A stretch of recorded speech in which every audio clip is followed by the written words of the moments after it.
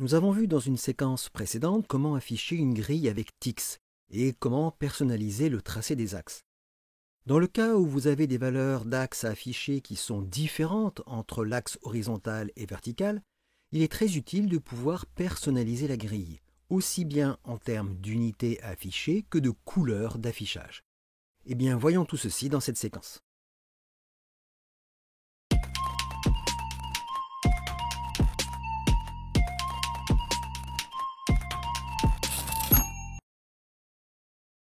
Dans un premier temps, rappelons que le pas des grilles par défaut est de 1 cm.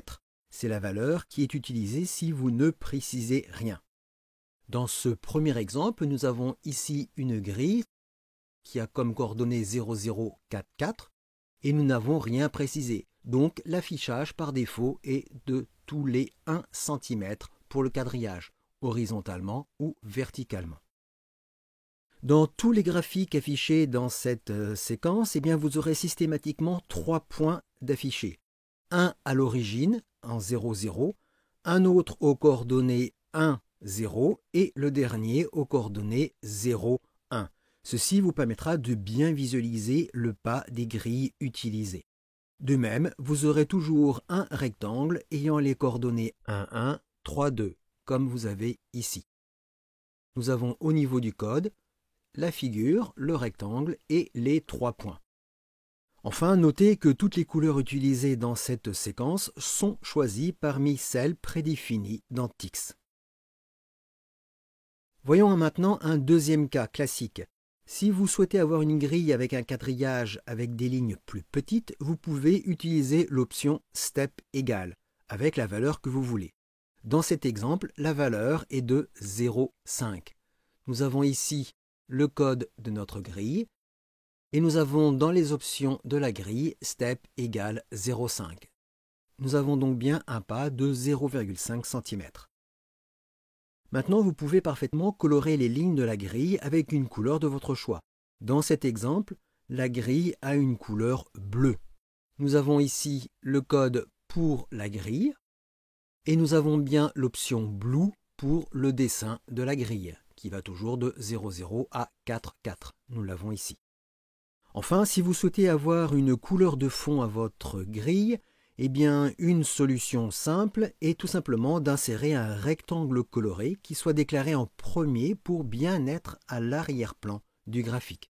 Dans notre code ici, dans notre Tix Picture, nous avons ici notre rectangle qui a les mêmes dimensions que la grille en 0044 et qui est tout simplement coloré en jaune ici avec une valeur de 15%.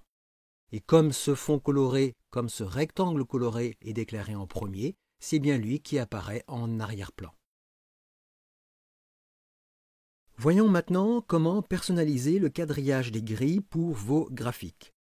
Pour vos graphiques, vous pouvez parfaitement vouloir afficher 2 quadrillages différents en couleur et en pas. Dans ce cas, vous devez tout simplement utiliser et créer 2 grilles différentes. Chaque grille aura son propre affichage avec sa couleur et ses pas pour les quadrillages. Dans ce premier exemple, la première grille déclarée est affichée en noir. Nous l'avons ici. Pourquoi elle est affichée en noir? Car nous ne déclarons aucune couleur personnalisée. Et cette grille utilise le pas par défaut qui est tous les 1 cm. Donc nous avons ici notre grille noire et épaisse avec un pas par défaut de 1 cm. La deuxième grille, comme vous pouvez le voir ici, est affichée en rouge et elle utilise un pas horizontal de 0,5 cm. Nous l'avons ici. Nous avons l'option pour Draw Red, donc c'est bien une couleur rouge. Les dimensions de la grille sont les mêmes que celles précédemment tracées. Et pour notre grille, nous avons ici, pour l'axe horizontal, avec uniquement l'option X-Step, égale 0,5. Donc pour l'axe horizontal, nous avons un pas de 0,5 cm, que nous voyons bien ici. Sur l'axe horizontal, nous avons bien notre quadrillage tous les 0,5 cm. Pour bien voir l'affichage de ces 2 grilles, je vais zoomer. Et ici, vous voyez bien que la grille dessinée en rouge apparaît au-dessus de la grille en noir. Nous l'avons bien ici au niveau du code. Si vous souhaitez que la grille rouge apparaisse avant, c'est-à-dire derrière la grille noire, il suffira tout simplement d'inverser le tracé des deux grilles. J'enregistre et je compile. Et voilà l'affichage obtenu. À nouveau, je vais zoomer. Et vous voyez bien que dans ce cas de figure, la grille rouge qui est déclarée avant la grille noire est affichée en arrière-plan de la grille noire. Donc vous voyez bien l'importance de la déclaration des grilles dans leur affichage. Pour ce deuxième exemple, nous utilisons les mêmes principes, cette fois avec la personnalisation du pas vertical de cette grille qui est affichée en vert, avec une valeur du pas qui est de 0,25. Voyons le code. Nous avons ici le tracé des deux grilles. Dans un premier temps, nous avons la grille en vert avec son pas vertical Y-step égale 0,25 cm. Ensuite, nous avons la grille qui est tracée en trait épais, sans personnalisation, donc elle est en noir et utilise un pas de 1 cm. De nouveau, je vais zoomer. Et nous voyons bien que la grille en vert apparaît derrière la grille en noir, car la grille en vert est déclarée en premier. Voyons maintenant comment personnaliser le pas des grilles sur l'axe horizontal et vertical. La première solution pour personnaliser le pas sur les axes d'une grille est de ne déclarer qu'une seule grille. Dans ce cas-là, pour faire la distinction entre l'axe horizontal et vertical, il faut préciser les deux valeurs avec les deux options X-step et Y-step. Ce qui est le cas ici pour ce premier exemple. Voyons le code qui est utilisé. Nous avons ici la déclaration de la grille et nous avons l'utilisation des deux options. X-step égale 2, ça veut dire que le pas horizontal est tous les 2 cm, ce que nous avons ici, 0, 2, 4 et 6. Et ensuite, nous avons le pas vertical, Y-step, qui est égal à 0,5 cm. Et donc, sur l'axe vertical, nous avons bien un affichage des lignes tous les 0,5 cm. Par contre, si vous souhaitez différencier les lignes des deux axes avec des couleurs ou des épaisseurs différentes, eh bien dans ce cas-là, il faut déclarer deux grilles, ce qui est le cas ici. Et nous avons deux grilles qui sont déclarées ici. La première grille est déclarée en bleu. Elle utilise pour l'axe horizontal un pas de 0, donc elle ne sera pas affichée. Et elle utilise un pas pour l'axe vertical de 0,5 cm qui lui sera affiché. Donc pour la première grille dessinée en bleu que nous avons ici, nous n'avons pas sur l'axe horizontal de ligne puisque nous avons un X-step égal à 0. Et pour l'axe vertical, on a un Y-step égal à 0,5. Donc tous les 5 mm, nous avons bien l'affichage des lignes. Même principe pour la deuxième grille qui est ici dessinée en rouge et en traits plus épais. Naturellement, elle a les mêmes dimensions, 0,0 sur 6,6. Et pour la grille, pour l'axe horizontal, nous avons un pas de 2, donc tous les 2 cm. Nous l'avons ici en rouge, 0, 2, 4 et 6. Et pour l'axe vertical, nous avons la valeur 0, c'est-à-dire que les lignes ne seront pas affichées. Effectivement, pour l'axe vertical, nous n'avons aucune ligne rouge.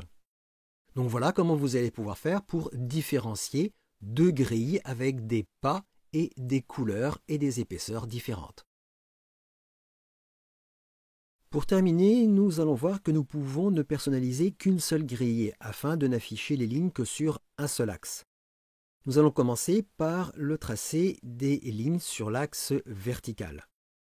Pour n'afficher les lignes de la grille que sur l'axe vertical, il suffit d'indiquer une valeur nulle pour l'axe horizontal avec un xstep égale 0. Les lignes de l'axe vertical utilisent le pas par défaut avec une valeur de 1 cm. C'est ce que nous avons ici.